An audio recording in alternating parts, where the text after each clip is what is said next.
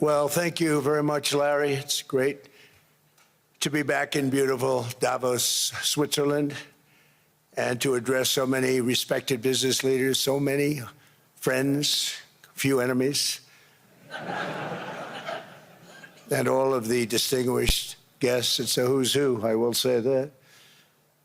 I've come to this year's World Economic Forum with truly phenomenal news from America. Yesterday marked the one-year anniversary of my inauguration, and today, after 12 months back in the White House, our economy is booming, growth is exploding, productivity is surging, investment is soaring, incomes are rising, inflation has been defeated, our previously open and dangerous border is closed and virtually impenetrable. And the United States is in the midst of the fastest and most dramatic economic turnaround in our country's history. Under the Biden administration, America was plagued by the nightmare of stagflation, meaning low growth and high inflation, a recipe for misery, failure, and decline. But now, after just 1 year of my policies, we are witnessing the exact opposite: virtually no inflation and extraordinarily high economic growth. Growth like, I believe, you'll see very shortly, our country has never seen before, perhaps no country has ever seen before. Over the past 3 months, core inflation has been just 1.6%. Meanwhile, fourth quarter growth is projected to be 5.4%, far greater than anybody other than myself and a few others had predicted. Since the election, the stock market has set 52 all-time high records. So that's in 1 year, 52 records, adding $9 trillion in value to retirement accounts, 401ks, and people's savings. People are doing very well. They're very happy with me. Since my inauguration, we've lifted more than 1.2 million people off of food stamps, and after 4 years, in which Biden secured less than $1 trillion of new investment in our country. Think of that, $1 trillion, substantially less than that. In 4 years, we've secured commitments for a record-breaking $18 trillion, and we think when the final numbers come out, they'll be closer to $20 trillion of investment. That's never been done by any country at any time, not even close. Just over 1 year ago, under the radical left Democrats, we were a dead country. Now we are the hottest country anywhere in the world. In fact, the United States economy is on pace to grow at double the rate that was projected by the IMF just last April. And with my growth and tariff policies, it should be much higher. I really believe we can be much higher than that. And this is all great news, and it's great for all nations. The USA is the economic engine on the planet, and when America booms, the entire world booms. It's been the history. When it goes bad, it goes bad. You all follow us down, and you follow us up, and we're at a point that I don't believe we've ever been. I never thought we could do it this quickly. My biggest surprise is I thought it would take more than a year. Maybe like a year and 1 month.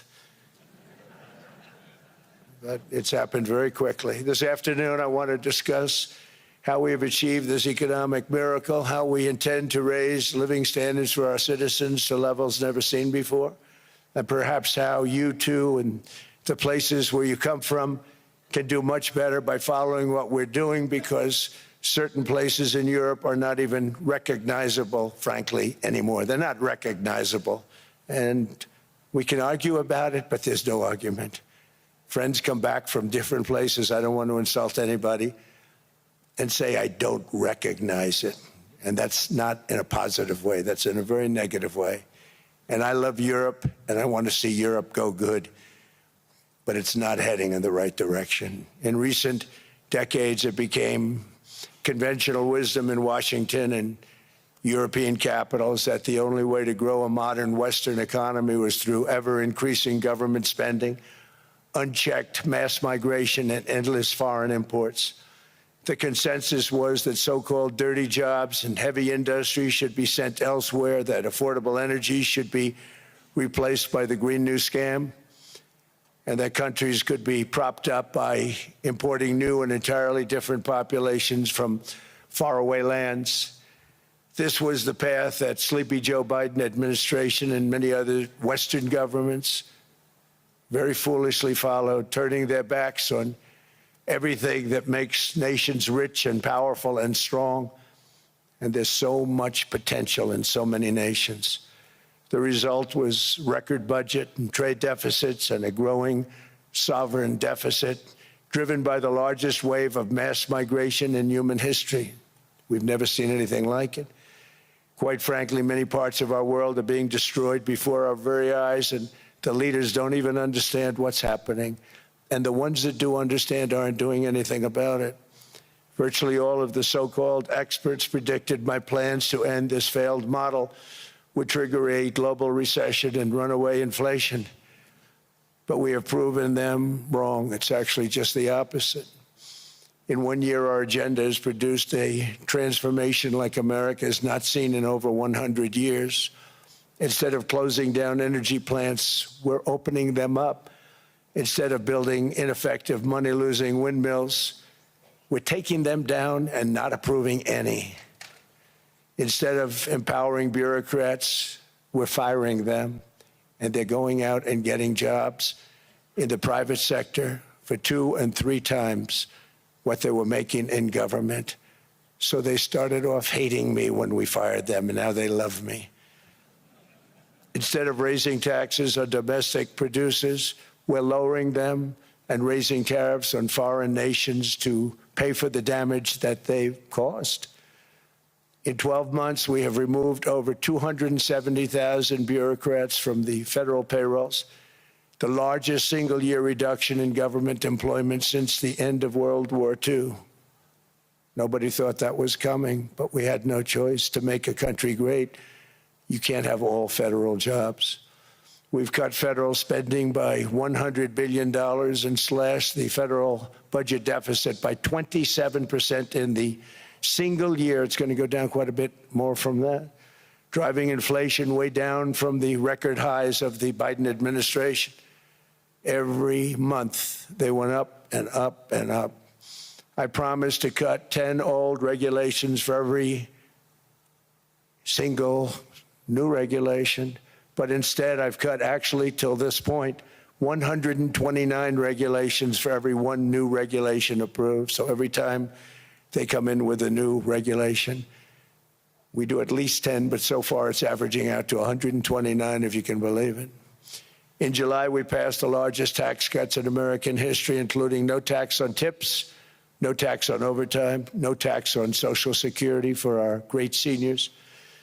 We also provided 100% expensing, that's the one they like, and bonus depreciation for all new equipment and capital investments to help companies expand and shift production to America. They are so in love with that. They build a plant, they're able to deduct it immediately, the whole thing, rather than waiting 38 to 41 years in the old days.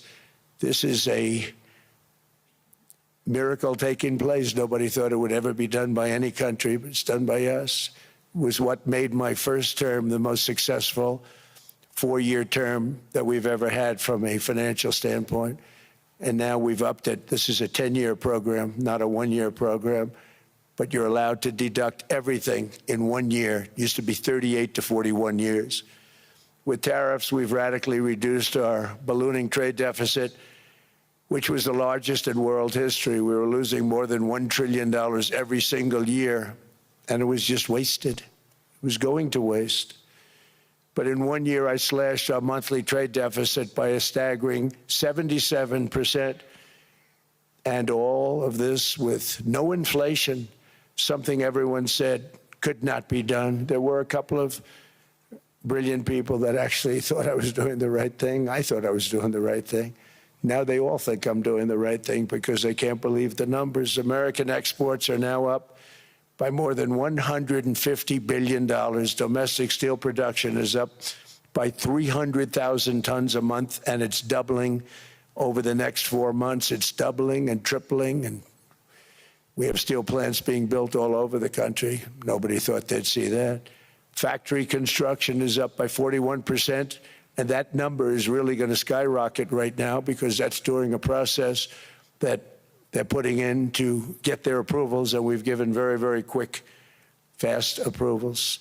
In the process, we've made historic trade deals with partners covering 40% of all U.S. trade. Some of the greatest companies and countries in the world. We have countries as our partner, too. The European nations, Japan, South Korea. They're our partners. They've gone into massive deals with us, especially on oil and gas. And these agreements raise growth and cause stock markets to boom, not only in the U.S., but virtually every country that came to make a deal, because, as you've learned, when the United States goes up, you follow. It's really become a staple. In America, I've stopped the nation-wrecking energy policies that drive up prices while sending jobs and factories to the world's worst polluters. They are indeed polluters. Under sleepy Joe Biden, new domestic oil and gas leases fell by 95%. Think of that. Then they wonder, why was gasoline going up so fast? The gasoline actually topped $5 a gallon, and some places $7 a gallon, and more than 100 major power plants were violently shut down by incompetent people that had no idea what the hell they were doing. Under my leadership, U.S. natural gas production is at an all-time high by far. U.S. oil production is up by 730,000 barrels a day, and last week we picked up 50 million barrels from Venezuela alone.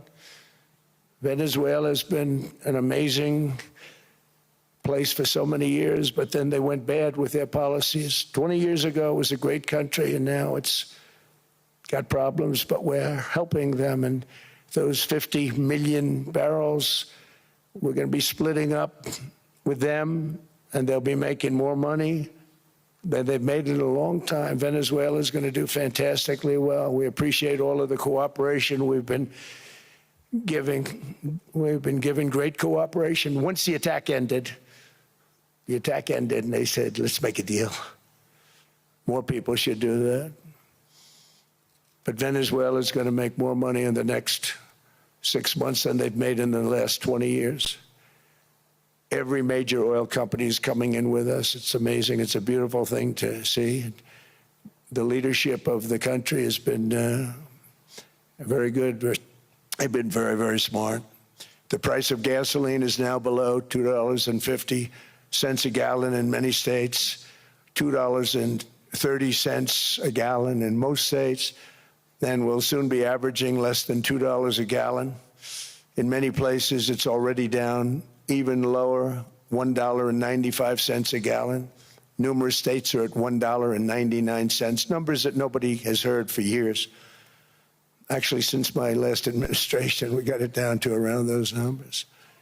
I've signed an order directing and approval of many new nuclear reactors. We're going heavy into nuclear. I was not a big fan because I didn't like the risk, the danger. But they have the progress they've made with nuclear is unbelievable, and the safety progress they've made is incredible.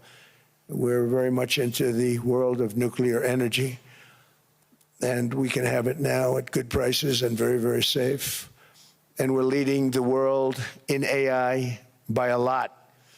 We're leading China by a lot. I think President Xi respects what we've done, in part because I've allowed these big companies building these massive buildings to build their own electric capacity. They're building their own power plants, which, when added up, is more than any country anywhere in the world is doing. I read recently an article in the Wall Street Journal that China's creating so much energy, and they are. I got to hand it to them.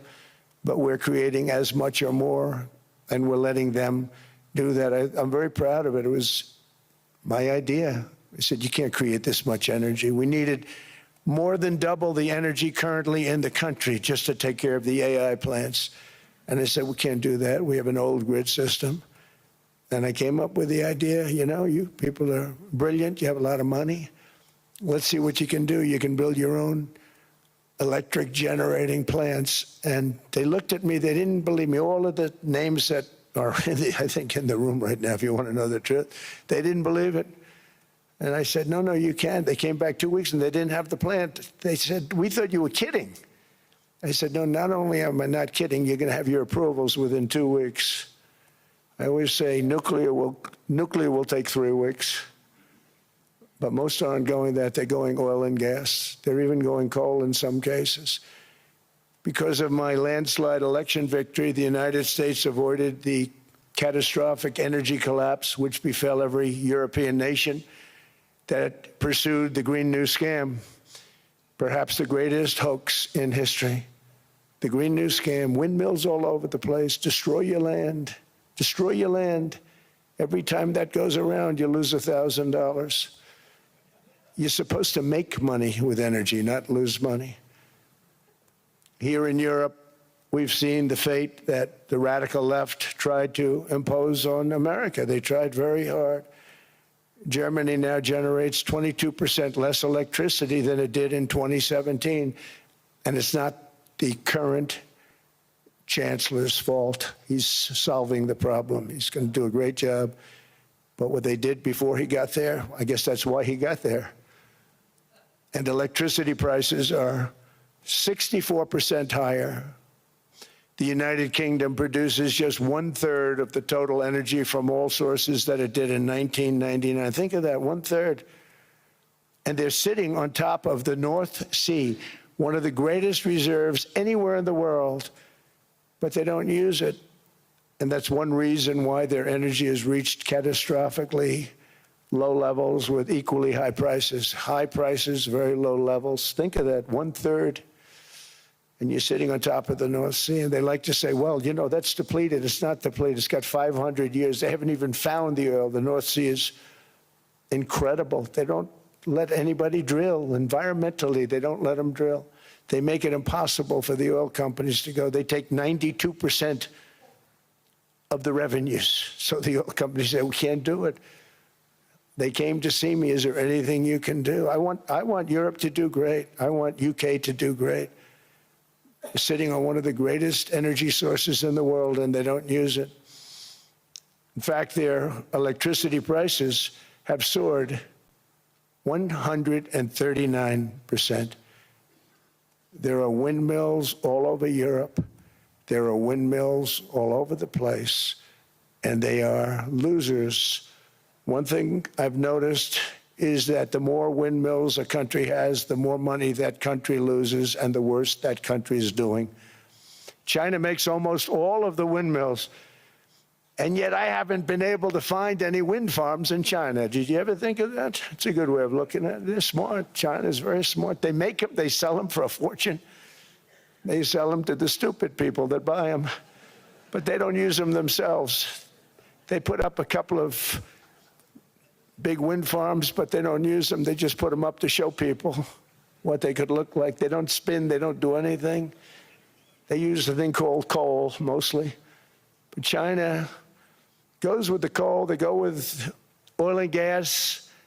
They're starting to look at nuclear a little bit, and they're doing just fine. They make a fortune selling the windmills, though, and I think really that's one that they wouldn't be surprised if it stopped. They are shocked that it continues to go. They're very friendly with me. They're shocked that people continue to buy those damn things. They killed the birds. They ruin your landscapes. Other than that, I think they're fabulous, by the way. Stupid people buy them. The consequences of such destructive policies have been stark, including lower economic growth, lower standards of living, lower birth rates, more socially disruptive migration, more vulnerability to hostile foreign adversaries, and much, much smaller militaries. The United States cares greatly about the people of Europe. We really do. I mean, look, I am derived from Europe. Scotland and Germany, 100% Scotland, my mother, 100% German, my father. And we believe deeply in the bonds we share with Europe. as a civilization. I want to see it do great. That's why issues like energy, trade, immigration, and economic growth must be central concerns to anyone who wants to see a strong and united West, because Europe and those countries have to do their thing. They have to get out of the culture that they've created over the last 10 years. It's horrible what they're doing to themselves. They're destroying themselves. These beautiful, beautiful places. We want strong allies, not seriously weakened ones. We want Europe to be strong. Ultimately, these are matters of national security, and perhaps no current issue makes the situation more clear than what's currently going on with Greenland. Would you like me to say a few words of Greenland? I was going to leave it out of the speech, but I think I would have been reviewed very negatively. I have tremendous respect for both the people of Greenland and the people of Denmark, tremendous respect. But every NATO ally has an obligation to be able to defend their own territory. And the fact is, no nation or group of nations is in any position to be able to secure Greenland other than the United States. We're a great power, much greater than people even understand. I think they found that out 2 weeks ago in Venezuela. We saw this in World War II, when Denmark fell to Germany after just 6 hours of fighting and was totally unable to defend either itself or Greenland.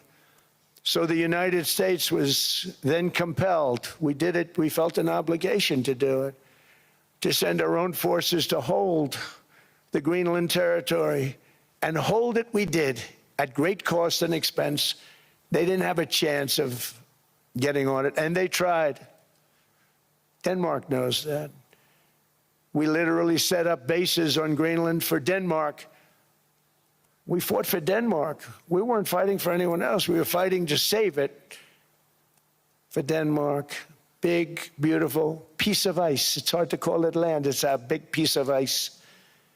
But we saved Greenland and successfully prevented our enemies from gaining a foothold in our hemisphere. So we did it for ourselves also. And then after the war, which we won it big. Without us, right now you'd all be speaking German and a little Japanese, perhaps. After the war, we gave Greenland back to Denmark. How stupid were we to do that? But we did it. But we gave it back.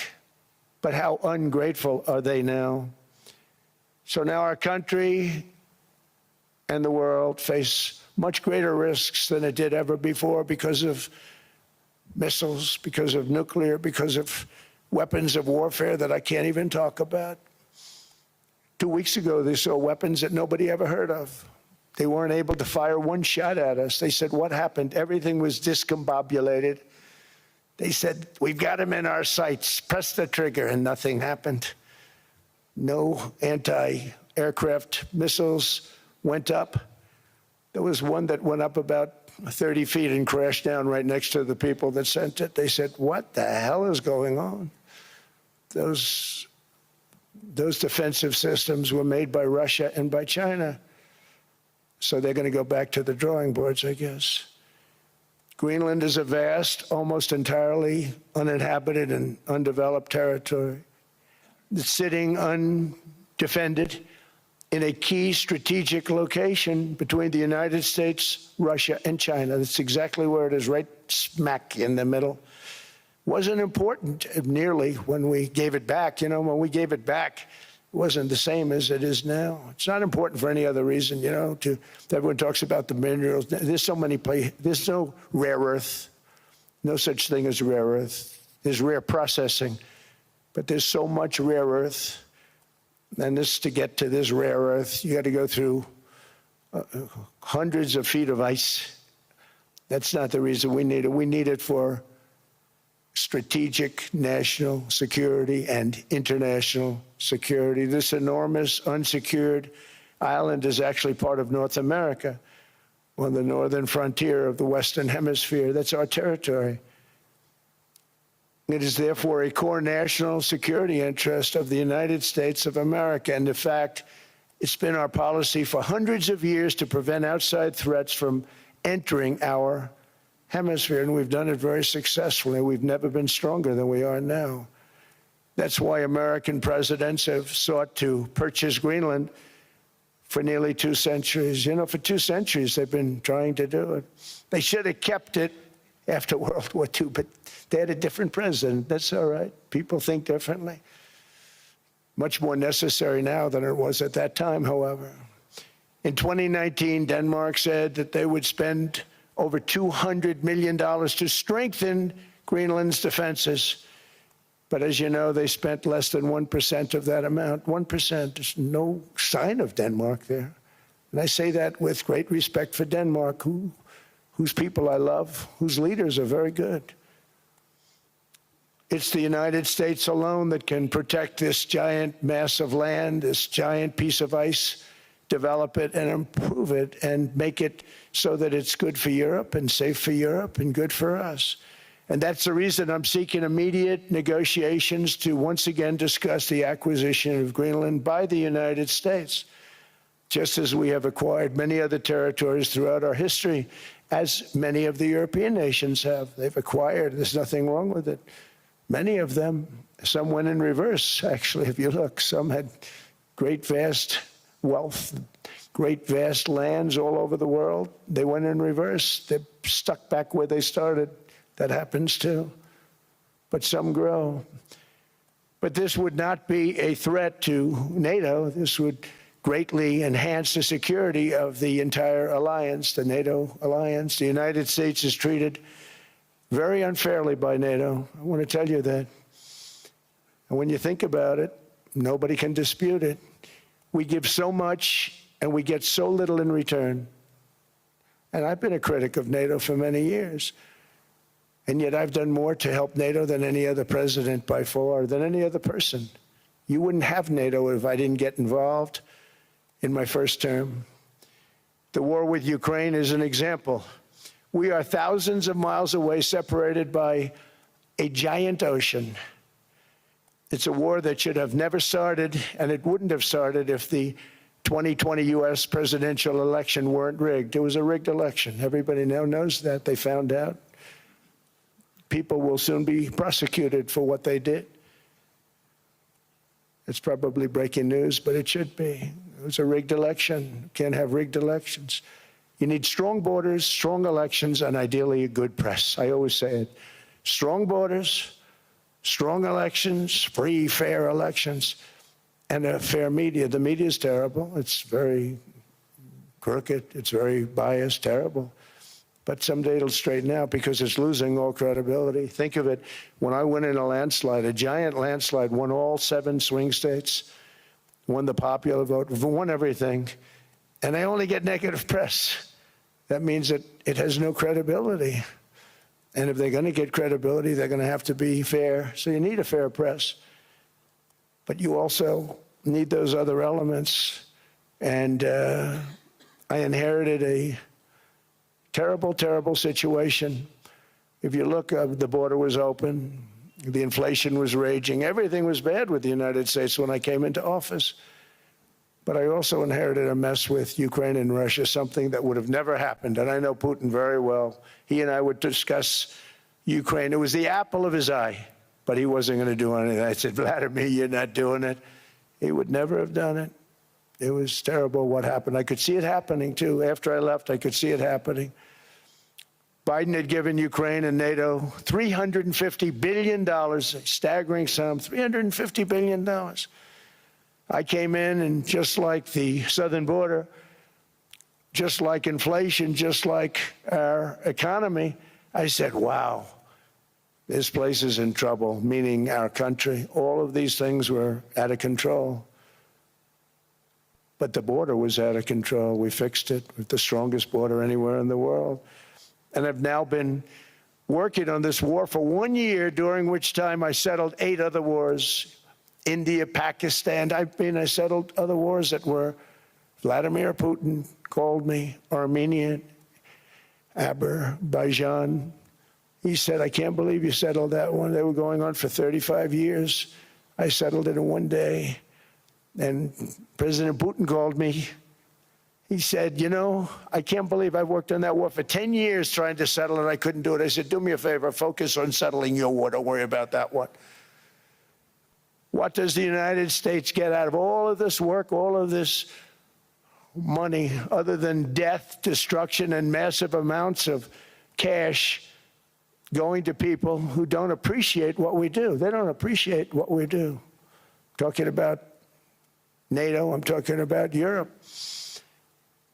They have to work on Ukraine. We don't. The United States is very far away. We have a big, beautiful ocean separating us. We have nothing to do with it. Until I came along, NATO was only supposed to pay 2% of GDP, but they weren't paying. Most of the countries weren't paying anything. The United States was paying for virtually 100% of NATO.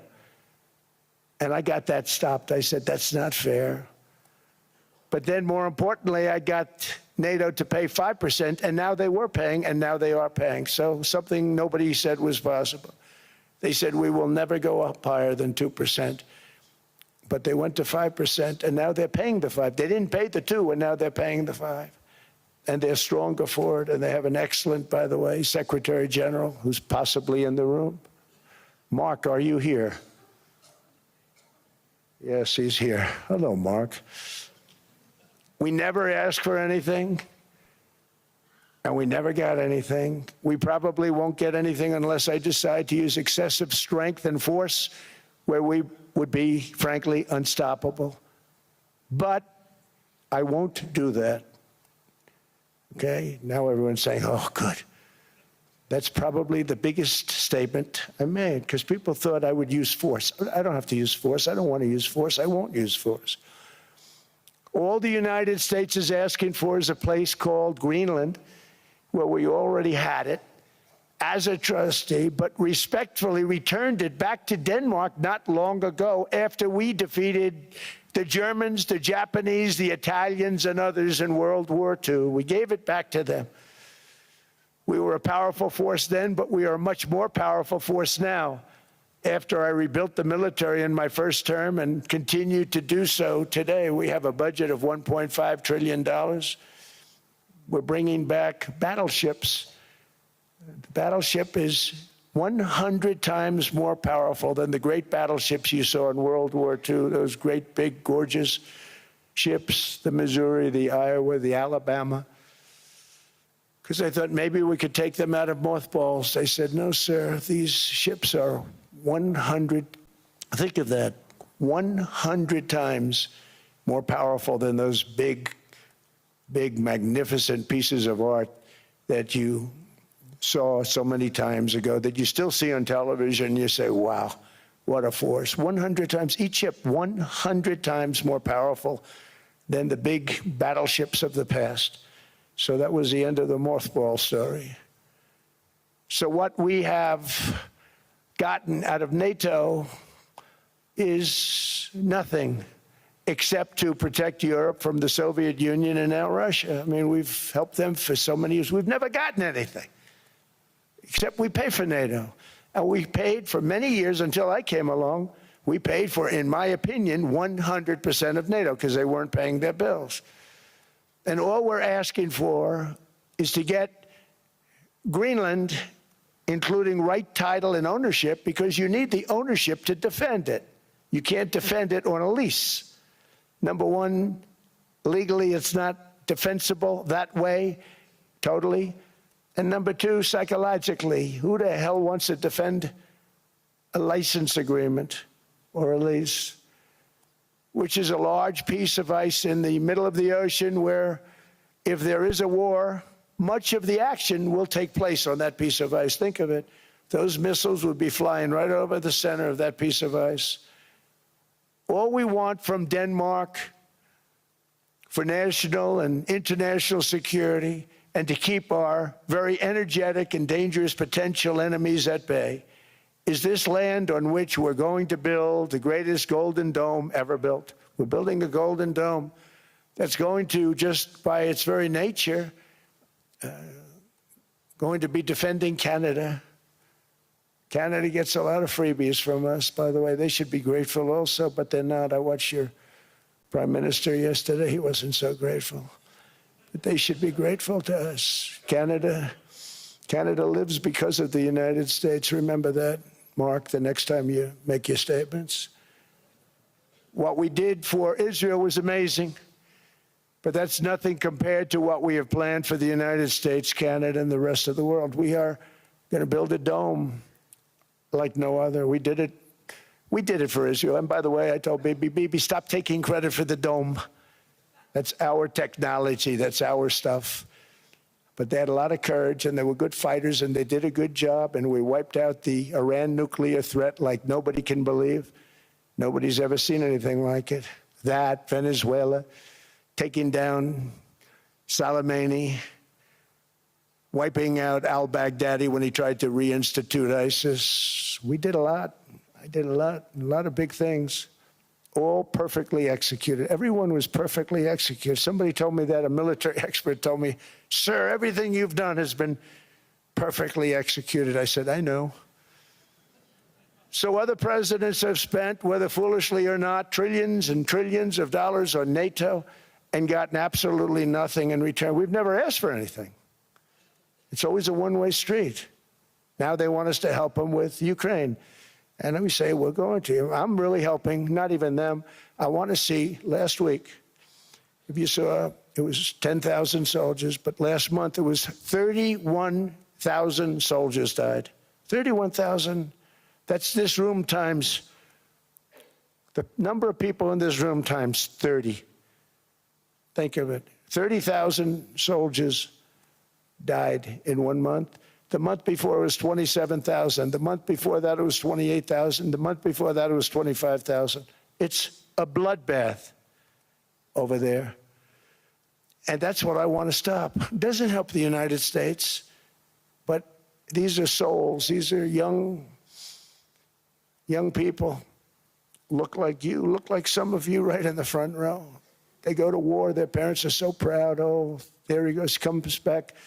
2 weeks later, they get a call, your son's head's been blown off. I want to stop it. It's a horrible war. It's the worst since World War II. They keep going, they'll exceed World War II. The numbers are staggering, how many people they've lost. They don't want to talk about it. Ukraine and Russia lost just tremendous amounts. And I'm dealing with President Putin, and he wants to make a deal, I believe. I'm dealing with President Zelensky, and I think he wants to make a deal. I'm meeting him today. He might be in the audience right now. But they got to get that war stopped because too many people are dying, needlessly dying. Too many souls are being lost. It's the only reason I'm interested in doing it.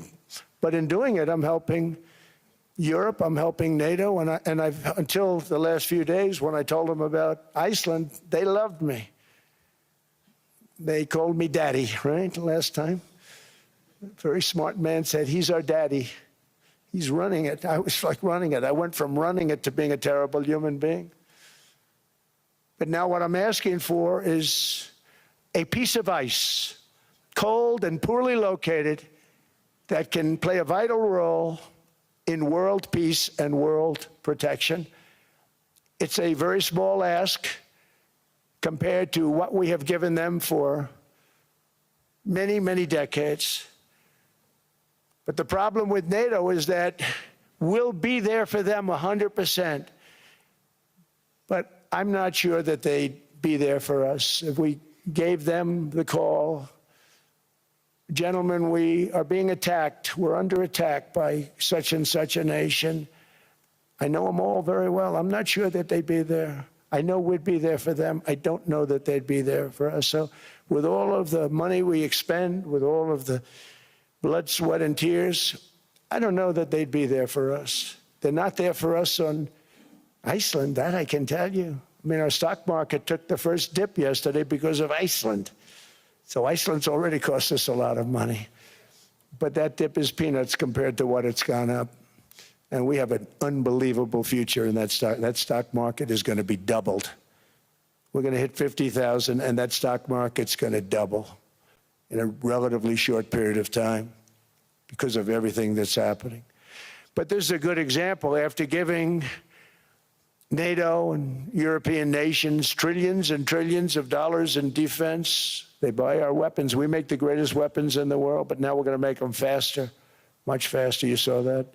I put a cap on the salaries. Then I put no buybacks, no stock buybacks, no various other things that they were doing.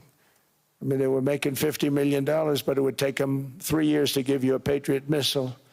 I said, that's not good. My chauffeur can do a better job than that, and he makes slightly less than 50. They make big salaries. If they're going to make those big salaries, they're going to have to produce a lot faster. The good news is we have the greatest equipment in the world. Now we're going to start making it a lot faster. They're going to build additional plants. And all of the money that goes into stock buybacks is going to go into building plants. We're not allowing stock buybacks by defense companies any longer. They're going to build new plants to make Tomahawks, Patriots. We have the best equipment, F-35s.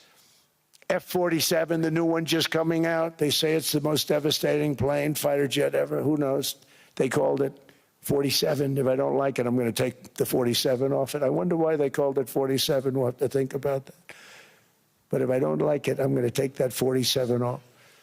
But it's supposed to be the Stage 6. It's supposed to be the first Stage 6 plane, undetectable, like our B-2 bombers were undetectable. They flew right over Iran. They were undetectable. And they did their job, and they got the hell out of there.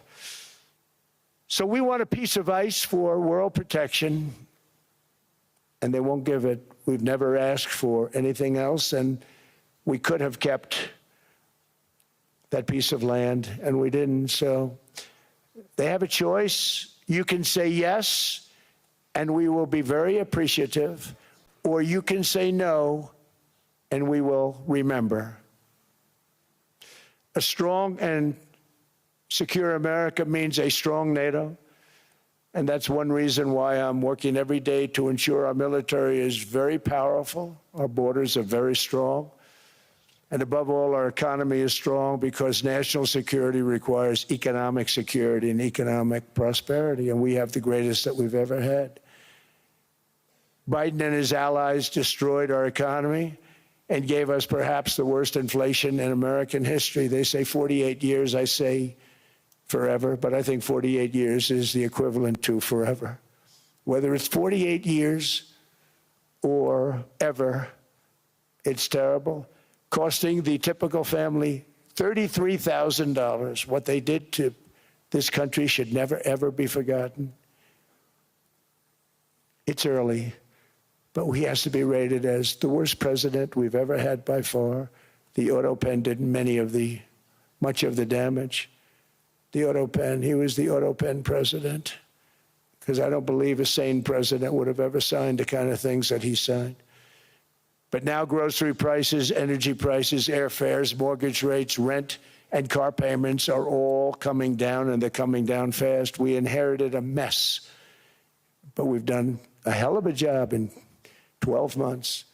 Under my most favored nation policy for drug prices, the cost of prescription drugs is coming down by up to 90%, depending on the way you calculate. You could also say 5, 6, 7, 800%. There are two ways of figuring that.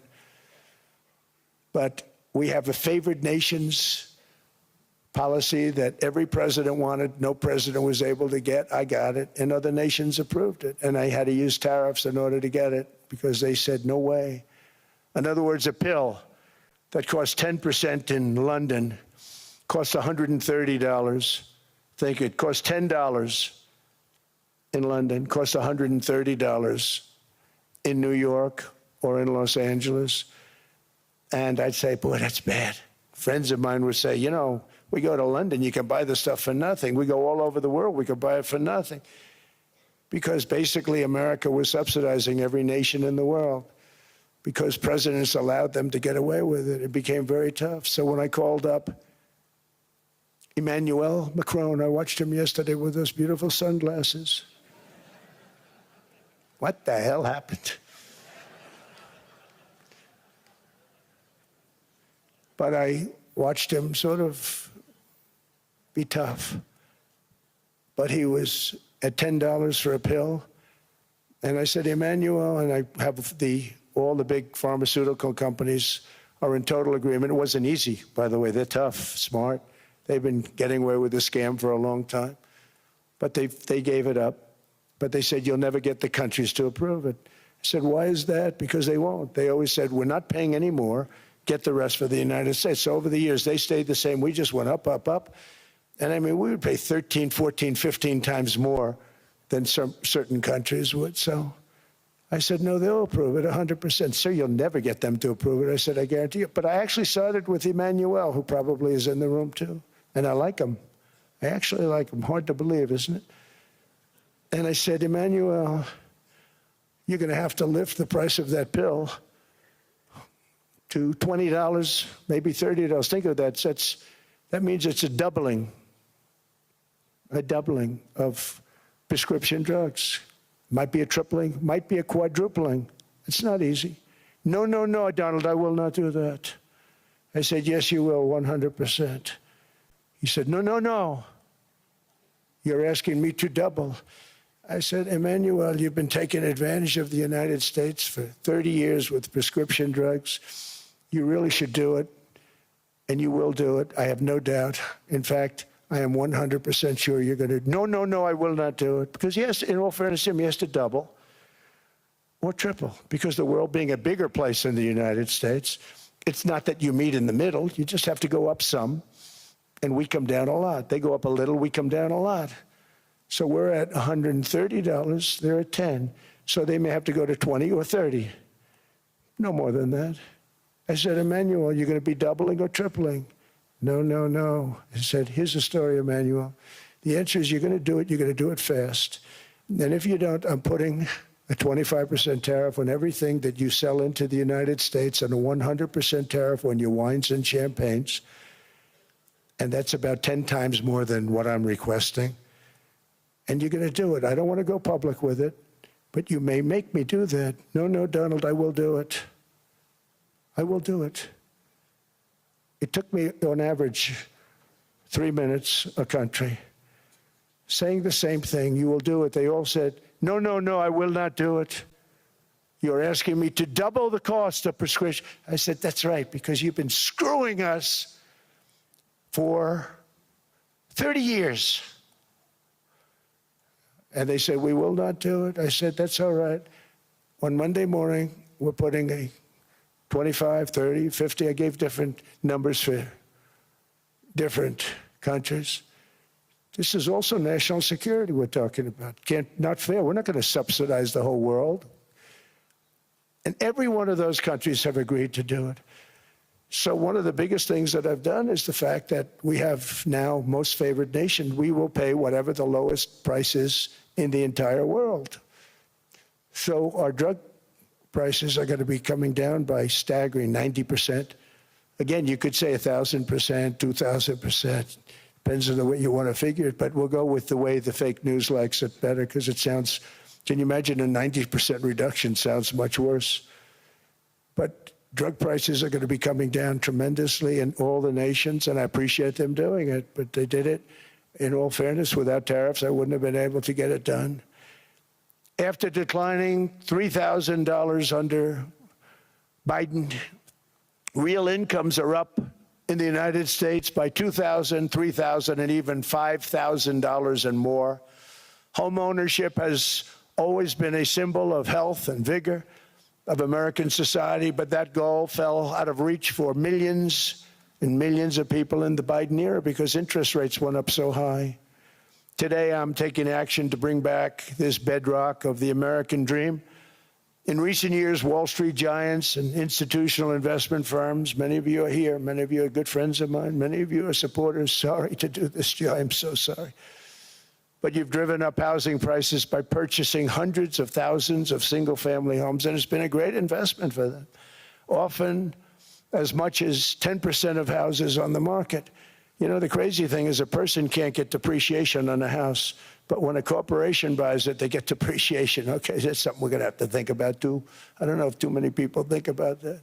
You buy a corporation, they buy 500 houses, they buy hundreds of thousands, they buy 500 houses, they can take depreciation. a person sweats and works and buys one house they can't. But homes are built for people, not for corporations, and America will not become a nation of renters. We're not going to do that. That's why I have signed an executive order banning large institutional investors from buying single-family homes. It's just not fair to the public. They're not able to buy a house. And I'm calling on Congress to pass that ban into permanent law, and I think they will. One of the biggest barriers to saving for a down payment has been surging credit card debt. The profit margin for credit card companies now exceeds 50%, one of the biggest. And they charge Americans interest rates of 28%, 30%, 31%, 32%. Whatever happened to usury? So to help our citizens recover from the Biden disaster, all caused by this horrible precedent, just horrible precedent, I'm asking Congress to cap credit card interest rates at 10% for 1 year. And this will help millions of Americans save for a home. They have no idea they're paying 28%.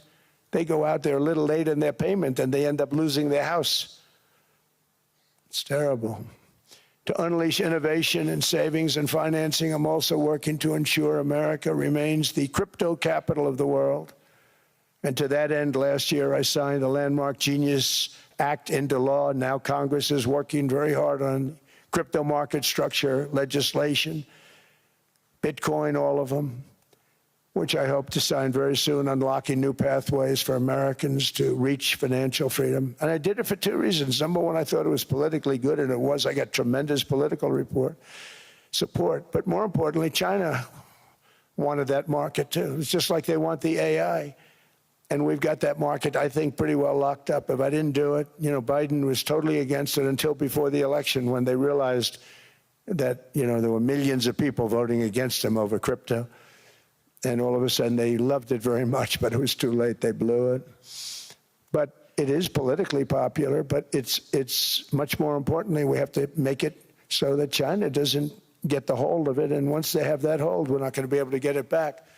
So I'm honored to have done it. Finally, I've instructed government-backed institutions to purchase up to $200 billion in mortgage bonds to bring down interest rates. And I'll be announcing a new Fed chairman in the not-too-distant future. I think he'll do a very good job. See, I gave away some of it. He did give that away. So we have something, got something, but somebody that's very respected. They're all respected. They're all great. Everyone that I interviewed is great. Everyone could do, I think, a fantastic job. Problem is they change once they get the job. They do. They're saying everything I want to hear, and then they get the job. They're locked in for 6 years. They get the job, and all of a sudden, let's raise rates a little bit. I call them, sir, we'd rather not talk about this. It's amazing how people change once they have the job, but it's too bad. Sort of disloyalty, but they got to do what they think is right. We have a terrible chairman right now, Jerome Too Late Powell. He's always too late. And he's very late with interest rates, except before the election. He was just fine for the other side. So we're going to have somebody that's great, and we hope he does the right job. Last week, the average 30-year mortgage rate dropped below 6% for the first time in many years. Another major factor in driving up housing costs was the mass invasion of our borders. And I have to say one thing about housing, because nobody ever says this. I am very protective of people that already own a house, of which we have millions and millions and millions. And because we have had such a good run, the house values have gone up tremendously. And these people have become wealthy. They weren't wealthy. They become wealthy because of their house. And every time you make it more and more and more affordable for somebody to buy a house cheaply, you're actually hurting the value of those houses, obviously, because the one thing works in tandem with the other. And I don't want to do anything that's going to hurt the value of people that own a house, who for the first time in their lives are walking around the streets of whatever city they're in, very proud that their house is worth $500,000, $600,000, $700,000. Now, if I want to really crush the housing market, I could do that so fast and people could buy houses, but you would destroy a lot of people that already have houses. In some cases, they've mortgaged their house, and the mortgage would be very low, and all of a sudden the mortgage without any changes becomes very high, and they end up losing the house. I'm not going to hurt, and I speak with Scott, who's doing a fantastic job, and Howard, who's doing a fantastic job, and all of my people. And I always say, look, you know, I can crush the hell out of the market. We can drop interest rates to a level, and that's one thing we do want to do. That's natural. That's good for everybody. You know, the dropping of the interest rates, we should be paying a much lower interest rate than we are. We should be paying the lowest interest rate of any country in the world, because without the United States, you don't have a country. I mean, I had a case with Switzerland. We happened to be in Switzerland. Maybe I'll give you a quick story. But they were paying nothing. They make beautiful watches, great watches, Rolex, all of them. They were paying nothing to the United States when they sent their product in. And we had a $41 billion deficit. $41 billion with this beautiful place. Flew over it, isn't it nice? So I said, let's put a 30% tariff on them so that we get back some of it, not all of it at all. We'd still have a deficit, big deficit. We had 41 million.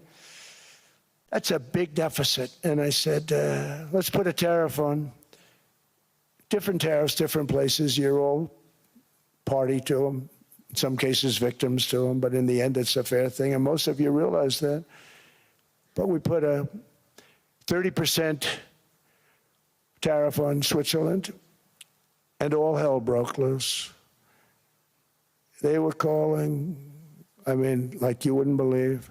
And I know so many people from Switzerland, incredible place, incredible, brilliant place. But I didn't realize that they're only good because of us. And there's so many other examples. I mean, us, probably other places, but a majority of the money they make is because of us, because we never charged them anything. So they come in, they sell their watches, no tariffs, no nothing. They walk away, they make $41 billion on just us. So I said, no, we can't do that. So I'm going to bring it up. I still would have a deficit pretty substantial, but I brought it up to 30%. And I guess Prime Minister, I don't think President, I think Prime Minister called a woman, and she was very repetitive. She said, no, no, no, you cannot do that, 30%. You cannot do that. We are a small, small country. I said, yeah, but you have a big, big deficit. You may be small, but you have a bigger deficit than big countries. He said, no, no, no, please, you cannot do it. Kept saying the same thing over and over. We are a small country. I said, but you're a big country in terms of, and she just rubbed me the wrong way, I'll be honest with you. And I said, all right, thank you, ma'am, appreciate it. Do not do this. Thank you very much, ma'am. And I made it 39%. And then all hell really broke out. And I was paid visits by everybody. Rolex came to see me. They all came to see me. But I realized, and I reduced it, because I don't want to hurt people. I don't want to hurt them. And we brought it down to a, lower level. Doesn't mean it's not going up, but we brought it down to a lower level. But they pay now, tariff. But I realized that we have many places like that where they're making a fortune because of the United States. Without the United States, they wouldn't be making anything. Think of it. Switzerland made $41 billion on us. And as she said, it's a small place. And I realized with that, I don't know, it was so, because she was so aggressive. And I realized in that conversation that the United States is keeping the whole world afloat. Many places, I could give you 6, 7 places just in the people in this little area. I know every one of them. They're sort of, they're looking down. They don't want to see me. They don't want to stare me in the eyes. But they're taking advantage of, everybody took advantage of the United States. But I've been very fair, and I gave them a tariff, and it was fine. But I realized that without us, it's not Switzerland anymore. Without us, it's not any of the countries that are represented here. And we want to work with the countries. We want to work with them. We're not looking to destroy them. I could have said 39, 40%. I could have said I want a 70% tariff, then we make money with Switzerland. But Switzerland would have been probably destroyed, financially destroyed. I don't want to do that. But we should be paying the lowest interest rate of everybody. I hope Scott's listening to this, because we should be paying the lowest interest rate of everybody. Without us, most of the countries don't even work. And then you have the protection factor. Without our military, which is the greatest in the world by far, without our military, you have threats that you wouldn't believe. You wouldn't believe. You don't have threats because of us, and that's because of NATO. One other thing, and I have to say it so importantly, in the old days, and I used to say I'm the youngest in the room. Now I'm among the older. I hate to say it. I don't feel old, but I'm among the older. But I remember not long ago, 20, 25 years ago, when good news came out about, let's say, the United States. The United States had a great quarter. The United States had a great month.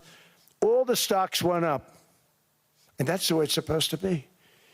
Now when they say the United States had a record quarter, it's unbelievable how well it's doing, all the stocks crash because they say, oh no, inflation, they're going to raise interest rates. And they do. Some of these stupid people like Powell, they raise interest rates.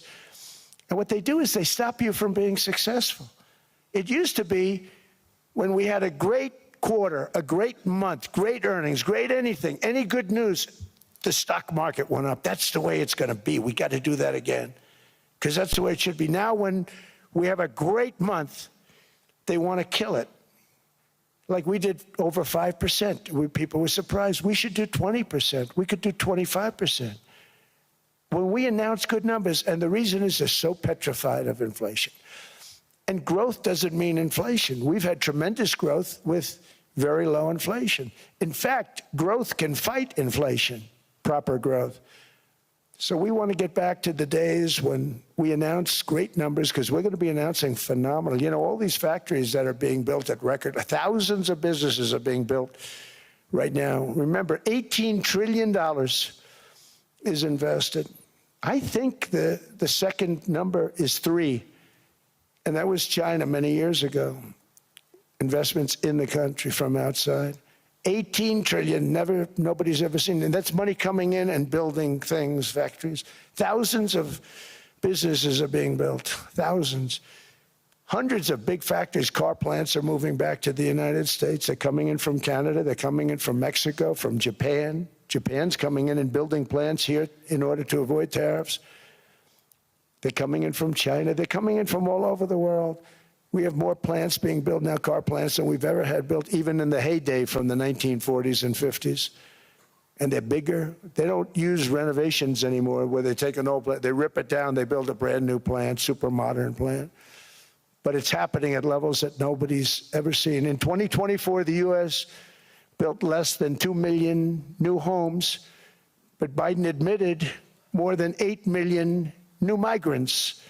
And those days are over. In 2025, for the first time in 50 years, the United States had reverse migration. Boy, that was nice. And these were criminals that were being taken out of our country because they allowed people to come into our country from jails, from gangs, drug dealers, murderers. 11,888 murderers. We've gotten most of them out.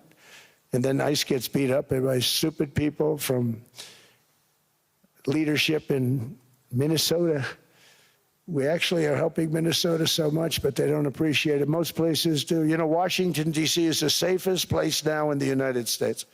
It was a very dangerous place to walk, and now you can walk with your wife, your kids, right through the middle of the city. Right now, Washington, D.C. is as safe as it gets. It was one of the most unsafe. I had to admit, we sent in the military, the National Guard. Within 2 months, it was great. Within 3 months, it's like a really great place and a safe place and a beautiful place. It's even been cleaned up. The graffiti's gone. The fences are gone. We don't have to worry about fences anymore. All of the places, the grasses are cut. and replaced with new grass in many cases. It's all going to happen in the spring.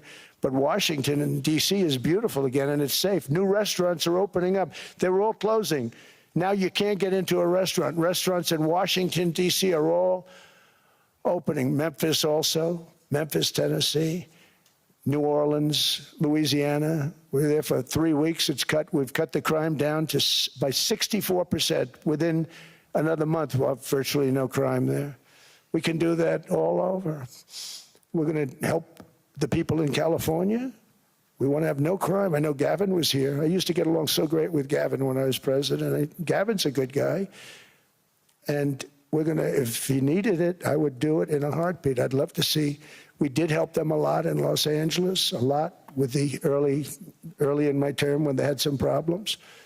But we would love to do it. I will say this, if I were a Democrat governor or whatever, I would call up Trump. I'd say, come on in, make us look good. Because we're cutting crime down to nothing.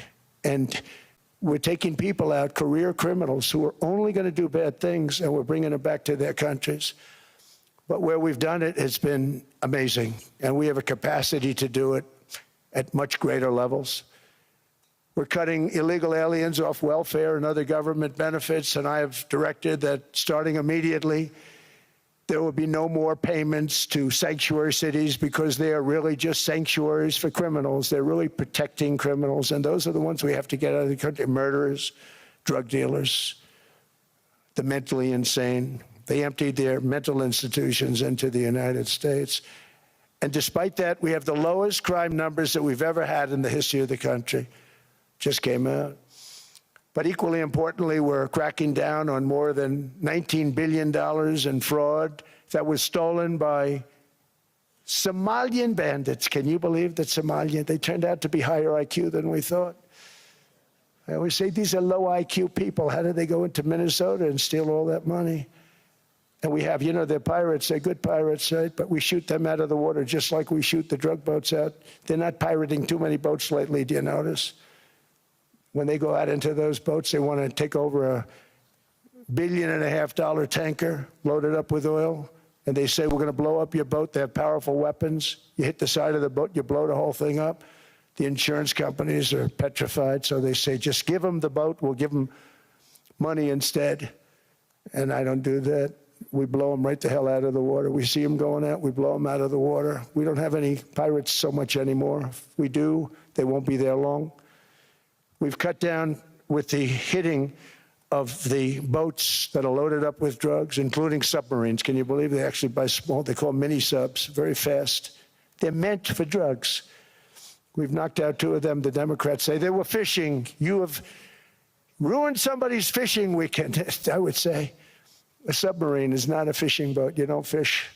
But we've knocked down drugs by water, the oceans, the sea, by 97.2%. Think of that. And I actually say, who the hell are the 3%? Because I would not want to be piloting one of those boats. We knocked them down, and now we're going to start on land. We're going to knock it all out. The land is the easy part. What we did on sea is incredible, and that's our great military.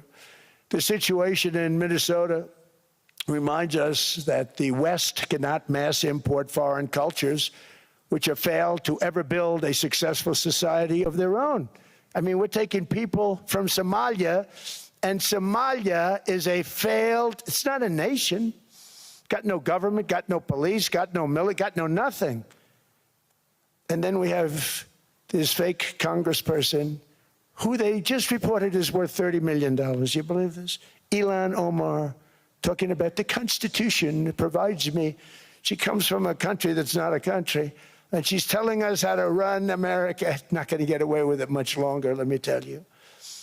The explosion of prosperity and conclusion and progress that built the West did not come from our tax codes. It ultimately came from our very special culture.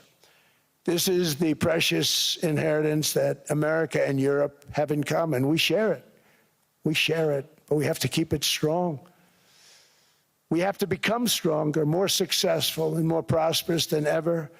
We have to defend that culture and rediscover the spirit that lifted the West from the depths of the Dark Ages to the pinnacle of human achievement.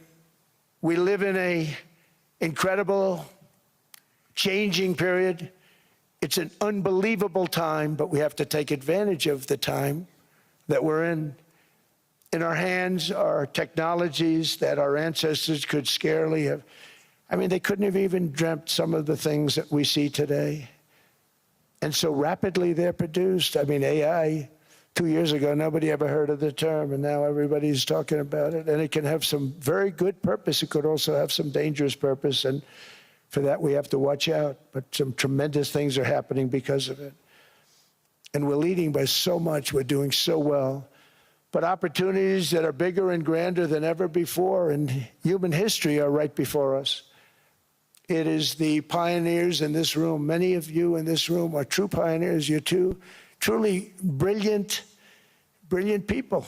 Just your ability to get a ticket is brilliant because you have about 50 people for every seat. I don't know what, that's Larry. Everything Larry touches turns to gold. He made this very successful. But you're in this room, and some of you are the greatest leaders anywhere in the world. You're the greatest brains anywhere in the world. And the future is unlimited, and to a large part because of you, and we have to protect you, and we have to cherish you. I always say we have to cherish our brilliant people because there aren't many of them. So together with confidence, boldness, and persistence, let us lift up our people, grow our economies, defend our shared destiny, and build a future for our citizens that is more ambitious, more exciting, more inspiring, and greater than the world has ever seen. We're in a position to do things that nobody else has ever even thought of before. And many of the people in this room are the ones that are doing it, and I want to congratulate you, and I'm with you all the way. You can do things that nobody else can even think about.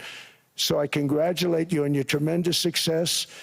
And the United States is back, bigger, stronger, better than ever before. And I'll see you around. Thank you all very much. Thank you very much.